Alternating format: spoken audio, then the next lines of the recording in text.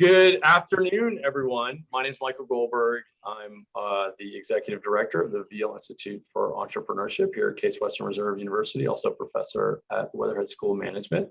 And it's great to kick off our summer session now that graduation here at the university is this coming weekend and we move into summer.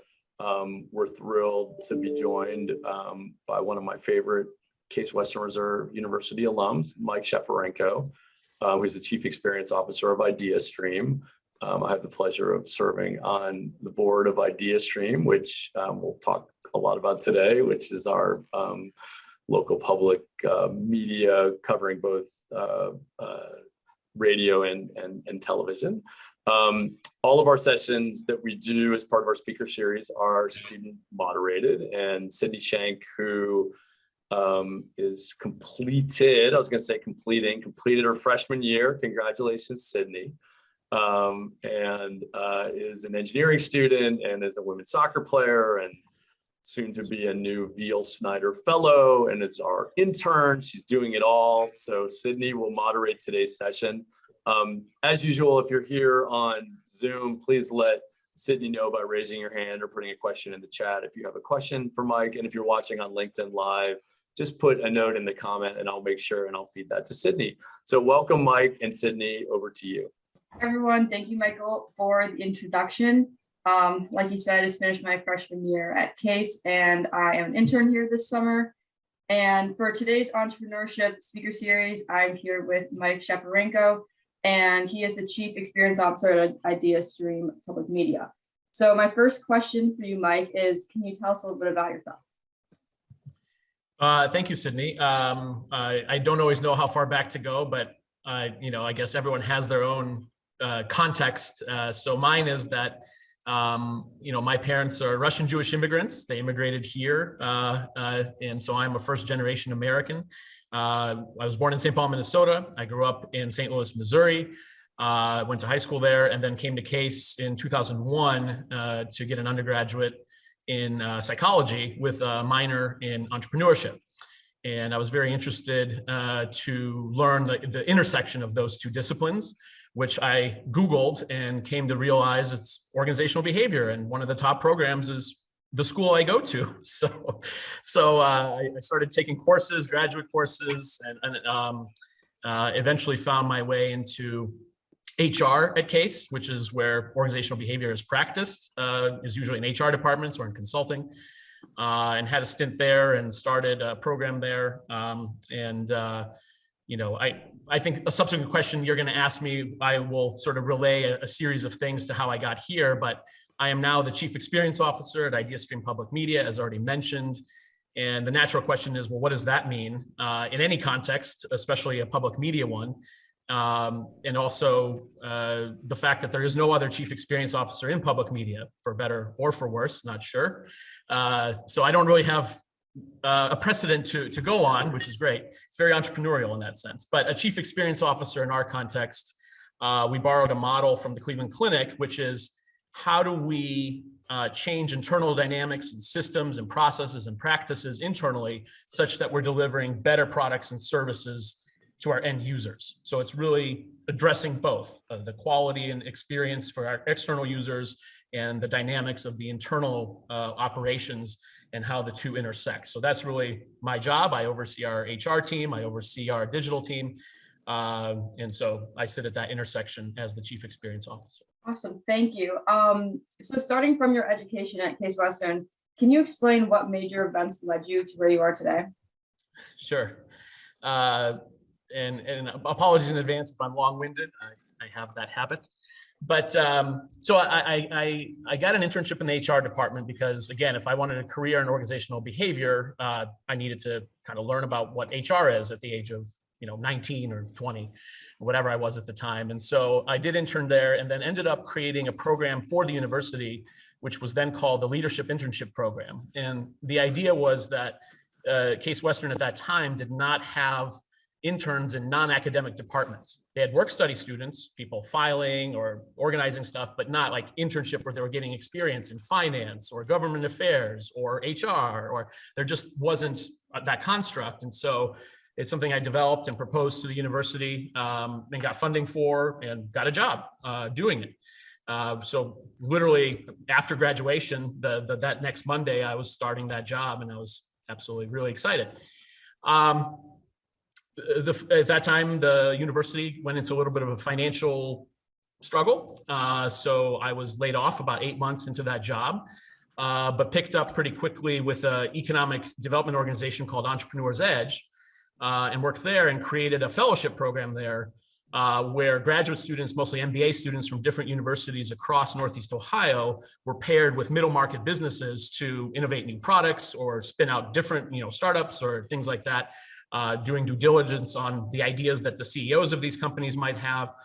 So created that program, which now, however many years later, some 12 years later, is called I think it's the Entrepreneur's Edge Fellows Program or something to that. So it still exists, it's still in effect, it's still going. So I'm really proud of that it sort of sustained the test of time, even well after I, left. So that experience at Entrepreneur's Edge led me to an organization called the Fund for Our Economic Future. The fund is a philanthropic collaborative of some 50, 60 foundations across Northeast Ohio, universities, hospitals, that pool funding into a fund to invest in different economic development initiatives. So if you've heard of Jumpstart, or you've heard of what used to be BioEnterprise or Team Neo or Magnet, or any of these major organizations that are trying to revitalize Northeast Ohio's economy, the fund was really kind of the seed funder for many of those things when they were still nascent, even the fund was part of their creation. And now we just kind of almost take them for granted, Jumpstart and others that have existed in the region for such a long time and have had such a great impact. I developed a program there called Efficient Gov Now, and that was to try to spur greater government collaboration among local governments so that they would, provide joint services instead of everyone going it alone. Could be dispatch services, could be fire, services, whatever it might be.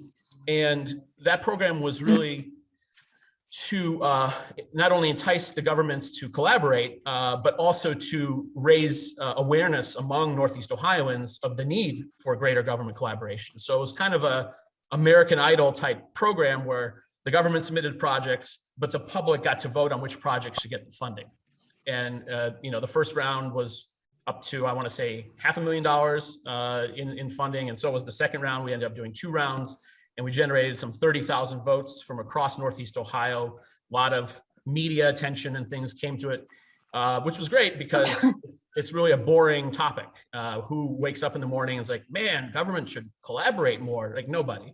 But we were able to raise more awareness about that need and how that need relates then to economic development, when ostensibly governments can save money by consolidating services and use that money for economic development purposes.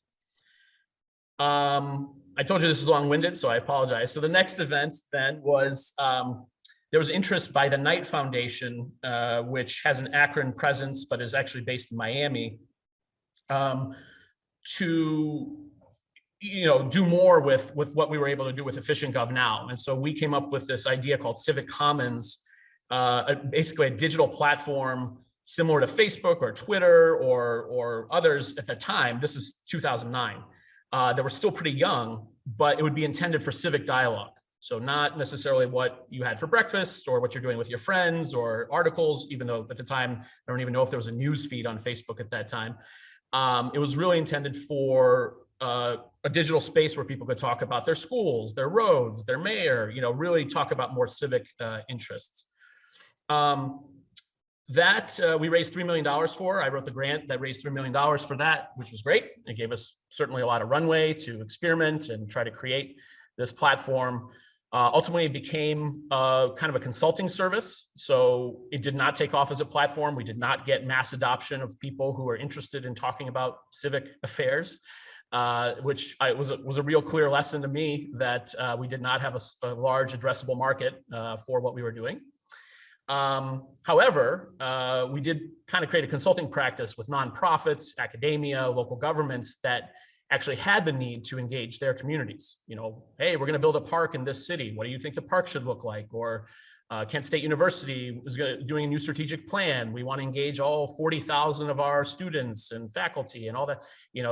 We want to use your platform for that. So we did that, but we ran out of, it was not sustainable ultimately. And so there was just not enough demand for it, and there was not enough, cash flow for it to work. So we were actually adopted, I say adopted, by Ideastream, because Ideastream is a public media entity with interest in engaging communities and engaging, different individuals, had this need, and we had the capacity, we had the know-how, and so on. So I was absorbed. I was actually the only one that came over out of a team of 7. Everyone else kind of found other roles or jobs, and I was very pleased that everyone kind of landed on their feet, because as a founder, co-founder, you're not only sweating the business, you're sweating the people you work with, because you want to do right by them. You want people have families, and so I was really, really glad that everyone kind of found their footing out of all this. I transitioned over, and then the story goes much faster from there, where just through a series of projects, initiatives, efforts inside Ideastream, I took on more roles: digital, web, social media, civic engagement roles. And eventually, this position as a chief experience officer came up. I applied. They decided I was right for it. So here I am. Thank you so much for that. It's very informative. Like I was talking to you before, I loved hearing about all the different initiatives you've taken through your career. Especially, I thought it was interesting your civic commons, where you found that it wasn't what you thought it was going to turn out to be, but it was still a good stop in your journey. So going to Ideastream, can you tell us a little, maybe more about your role and maybe something that you're working on now? Oh, sure. There's a lot to say. I mean, Ideastream, for those who may not know, is this region's top PBS station, top NPR station, and top and only classical station. So that's our sort of primary focus. But of course, digital being as omnipresent as it is in our lives, we're starting to increasingly enter into the digital space, and really trying to build a digital culture. So early on, we did not form kind of a centralized digital department, as one might have in an organization. It's where all the digital happens: the digital creation, the digital distribution, the digital marketing. We did kind of a little bit of the opposite. We created a centralized unit that would empower and enable others in the organization to be more digital. So provides training, provides data, provides some production support, or how to spin up new projects, or how to follow product development process. So we really have spent the last 4 or 5 years in that mode, trying to cultivate that digital know-how, so that we had a culture of digital, not just this silo that did digital, and then maybe for whatever reason, funding was lost or whatever, and the organization has not fundamentally advanced digitally in that time. So that was really the focus that we took on, and that I worked on for, like I said, 4 or 5 years and into today. One of the major things I'm working on the HR side is something called the Public Media Workforce Collaborative. This is 4 stations, us obviously, but station in Buffalo, Pittsburgh, and Detroit, all working together around kind of workforce development things within our own workforce. So management training, staff engagement, how we market ourselves to potential applicants, and how do we increasingly diversify our pools of applicants, of candidates for open positions or internships. And so that's a major initiative that we raised $450,000 for from the Corporation for Public Broadcasting. I wrote that one too. I find myself writing a lot of these proposals and grants for whatever reason. So we raised that funding and have it over 2 years for these 4 stations to, like I said, advance these efforts that none of us could really do alone. I mean, despite our size, we're about a $26 million operation. 97% of our funding is spoken for every year. It's already fixed. So there isn't much room for these kind of innovative workforce things. But when we combine efforts with other stations and pool resources, and we have this funding from the Corporation for Public Broadcasting, it makes these kind of innovative efforts a little bit more feasible. Awesome. So one more question for you before we get into some more advice and other questions. What would you say was your biggest success throughout your career, and what was your biggest challenge? Oh man.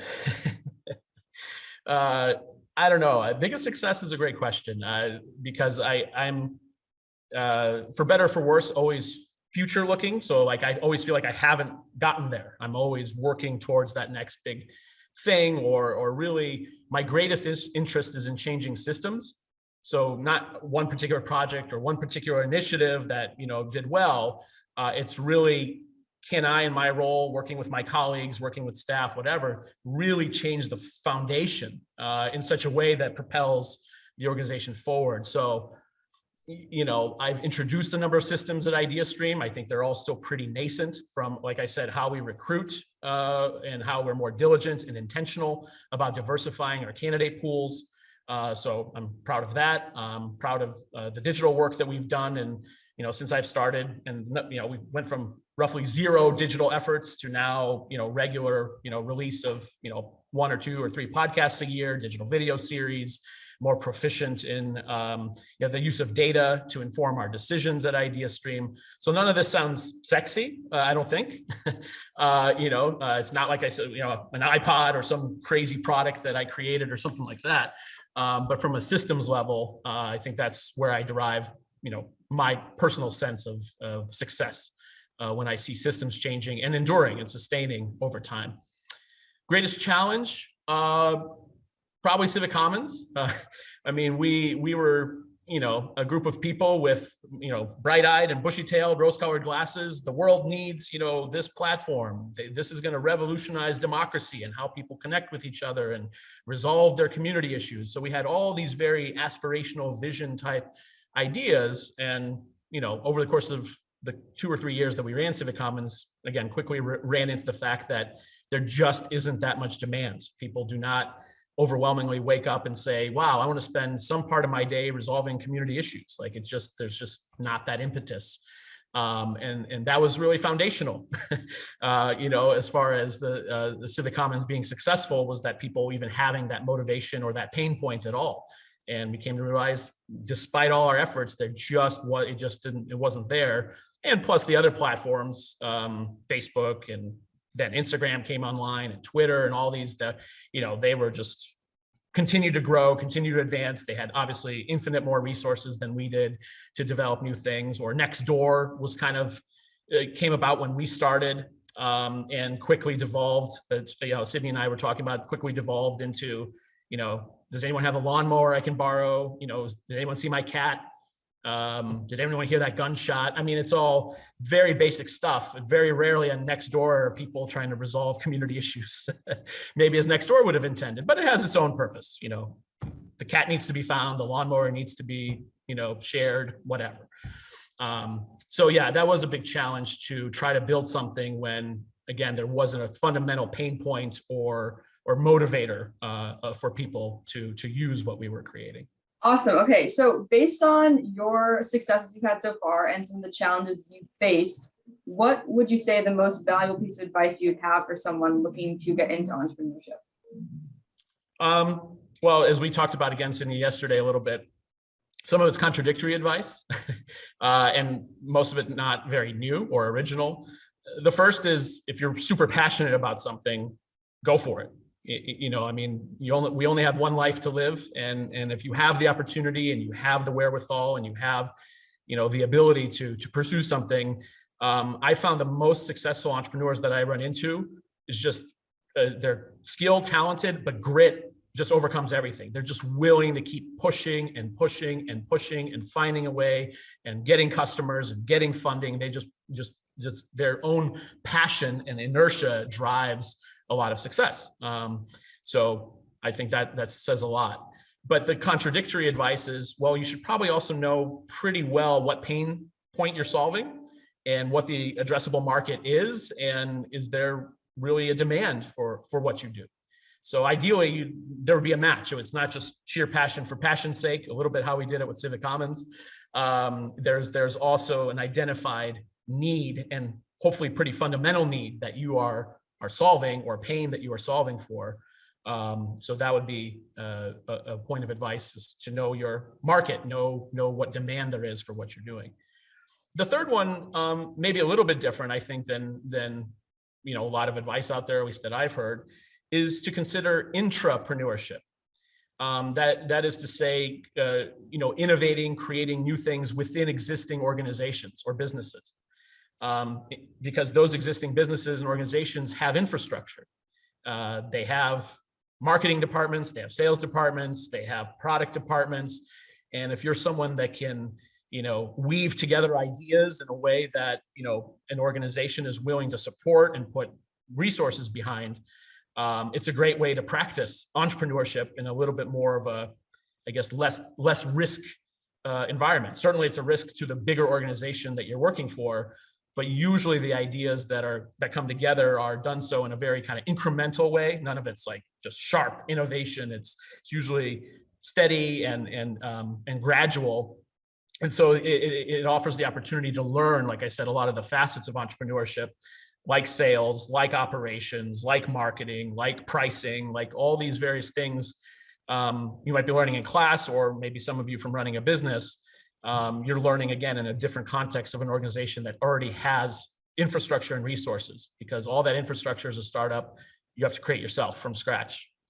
So that would be my third piece of advice. Give intrapreneurship a shot if you find yourself in a position in an organization, and hopefully with a boss that's open to your ideas, to practice some of these things in a different context. Thank you so much. I think that last point that you made there was super important, because I think, especially like in today's society, a lot of us have this like go big or go home kind of mentality. And I think it's really important for everyone to be able to imagine themselves being their own entrepreneur in their own life, but it doesn't necessarily mean, being the CEO of a company or creating your own product. It's those little things that you can do for your own company or for other people that can quickly change how things go about. So that's awesome. I'm now going to open up to questions from the audience. If anyone has any, Michael. Sure. Yeah, I'd love to ask first question. Mike, we talk a lot about changes in content consumption. I mean, you and I are both techie, and listening to things like WKSU on our Alexas and using other tools and products that PBS and NPR affiliates have that allow us to customize our stream. Yet a lot of the traditional KSU listeners, or even WVIZ watchers, our local PBS station, are watching in traditional ways. How do you, as you sort of watch changes in consumption habits, and even just what's happened to Netflix or even Peloton and their stock prices over the last 2 months, where there's been a bit of a slowing in adding new subscribers and these dynamics in the large sort of publicly traded streaming companies, and what that means with our listeners or viewers as it relates to Ideastream. Ideastream's a nonprofit organization. You do this work for the public good, yet you're right in the mix fighting for ears and eyes of folks that might be paying for a Netflix subscription or a Hulu subscription. So talk about that challenge that you have in the job that you serve here at Ideastream, and helping position public media for the future. Yeah, that's a great question. I mean, I'm really big on design thinking, human-centered design, in the sense of the best thing any company can do, but what we can do as public media or any media company, is to really understand what unique value we can bring. So in this environment where Netflix spends $5 billion a year on content, and PBS spends $50 million a year on content, so the disparity is absolutely massive. We have to find our unique place and unique value proposition. And one of the ways to do that, I mean, certainly there's data and things like that, but another way is to really survey or interview or focus group with users and really understand what I refer to as the contexts of use. When are they using us? How are they using us? When you wake up, you have one series of behaviors, probably what all of us do, open our phone, see what happened while we were sleeping. You have a different behavior when you're about to go on a run. You have a different behavior on lunch, so there's a lot of different contexts in which media consumption happens. And so how do we better understand from Ideastream standpoint, where we are used and in what contexts, and how that compares to, to other media consumption of our users. So that's one area. We've done a little bit in human-centered design, but again, it's one of those things that needs to be resourced and funded that we don't have a huge budget for. So we're always trying to find ways to get that budget. But increasingly moving forward, I'd like to advance that work so we have more nuanced understanding of our users, their needs, their preferences, their behaviors, and where we have a unique opportunity to serve them relative to all the other options that they have out there. So that's something I'm working towards. Stacey, you got a question?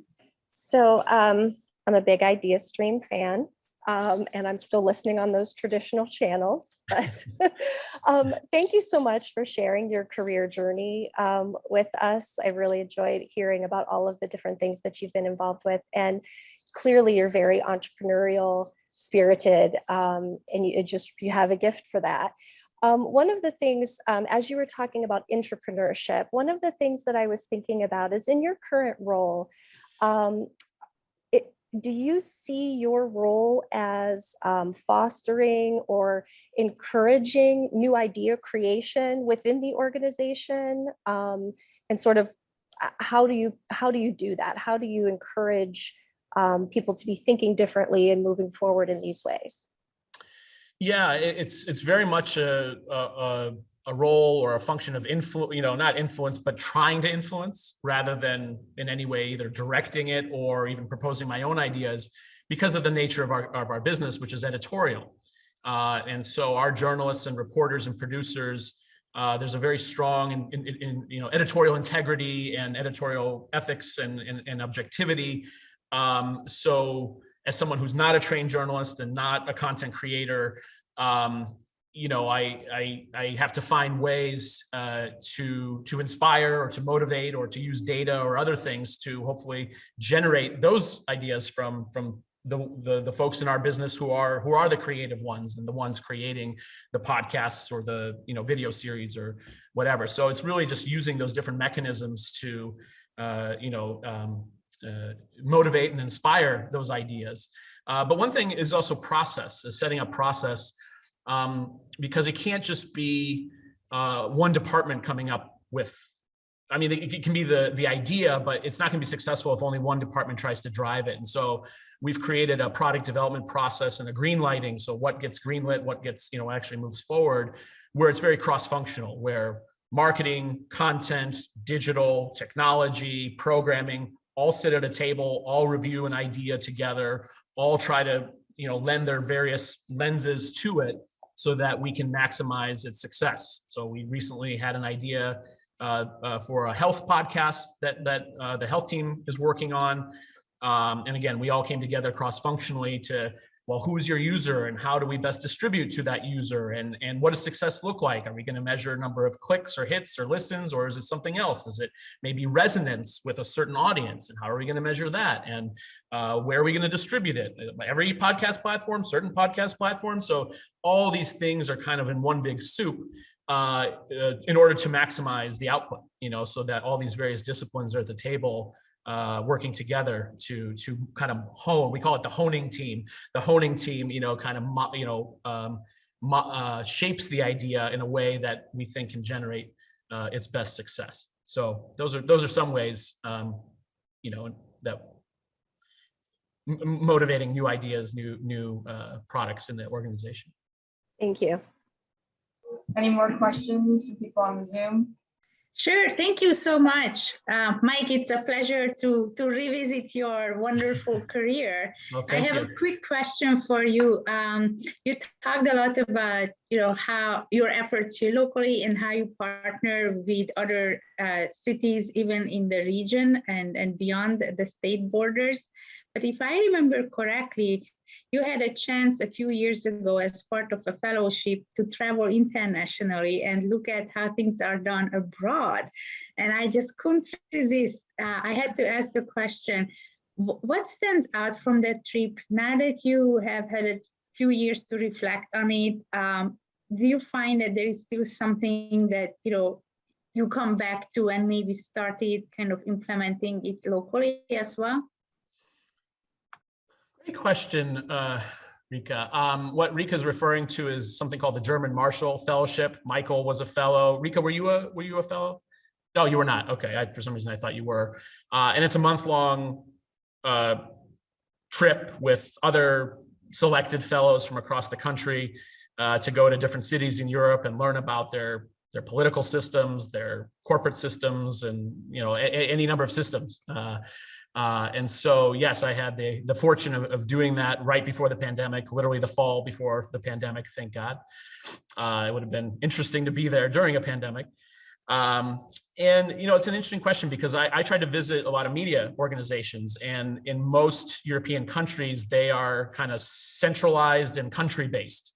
So when I was in Brussels, I visited the Belgian national broadcasting, I can't remember their name, and I visited their digital team and to understand, well, how are you doing digital in this context of being a national broadcaster, and what does that look like? And they were super innovative. They were working with their internal content creators and external tech companies from across Belgium to try to innovate new products and services. And so that was a big emphasis for them, was sort of connecting the entrepreneurial tech community with this very kind of traditional broadcasting entity. So that was an interesting idea. I'd love to be able to do that here. Again, resource constrained to do it here, but it would be certainly a lot of fun to try to connect. In Czech Republic, in Prague, I visited the Czech national radio, and again visited their digital team, and they doing all the innovative things they're doing. But they're funded differently. So maybe the most fundamental difference is in America, our public media gets an appropriation from the federal government. I can't remember the exact number. Let's call it $500 million a year. It sounds like a lot, but when you start distributing across stations, $500 million can only go so far. Whereas in these other countries, it's part of like the tax structure. So every household will pay $10, towards their public broadcasting system. So these national broadcasters are flush, well, relatively speaking, flush with money and resources to do lots of cool things and innovate new things, while the NPRs and the PBSs and all the individual stations have to have these wildly crazy diversified revenue structures, right? So we're raising money from members, we're raising money from founders, we're raising money from wealthy individuals, we're raising money through planned giving when people unfortunately die and leave money in their estate. I mean, Ideastream alone has 15 different sources of revenue to kind of make up its $26 million a year budget. So that was maybe one of the most fundamental, I don't know if it was a lesson, but just kind of eye-opening what's possible when every household has to pay $10 and how you can advance and innovate public media with that. I guess the only other key takeaway, now that you're making me reflect back on that time, was I find Europeans, and it's really hard to generalize, of course, any group of people, but if I had to, there's a much more patient approach. There's just a more kind of steady, patient approach to a lot of things. There's not that kind of burning, like we have to, tear it all down and do it over kind of thing. I just found there's a patience and a kind of a collegiality to their cultures, certainly more socialist. And I don't mean that necessarily in a political sense, just more in like the fabric of the community is more community-based. There's more sense of we than America being, as I think we all know, largely very individualistic. It's about me. I'm the funder, I'm the founder, I'm the CEO. In Europe, generally speaking, it was a much more like we environment so really, if I had to call out any kind of stark differences, those would be it. Great question and answer. We've got one more question from Nazar.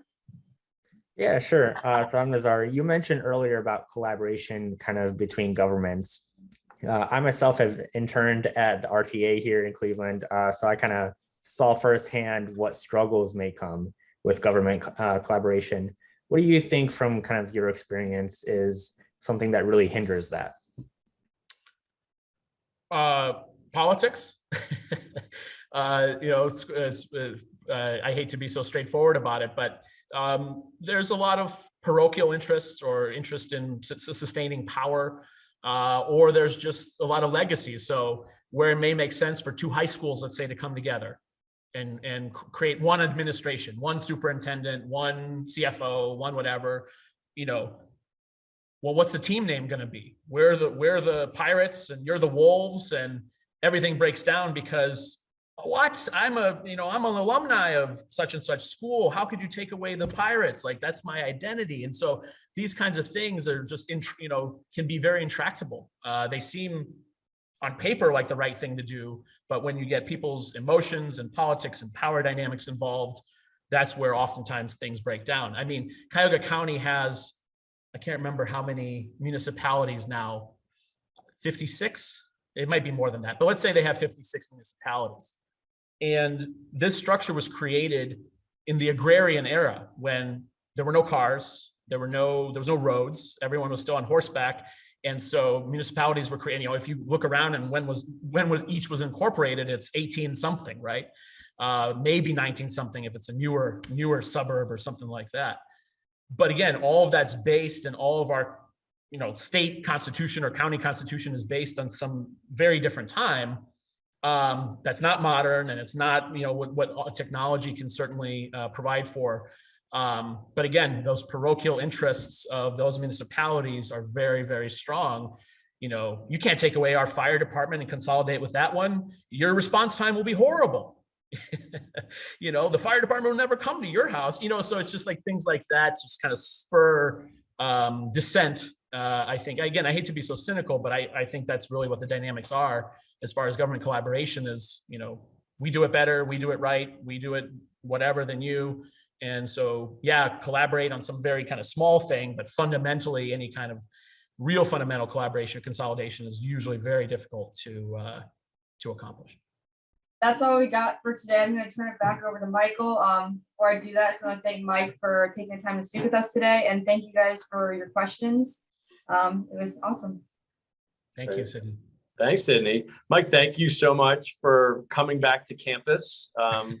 It's via Zoom. We look forward to having you here soon, re-engaging with our students and your alma mater. And I'd forgotten actually your little stint on the staff side here as well. So your contributions to the university are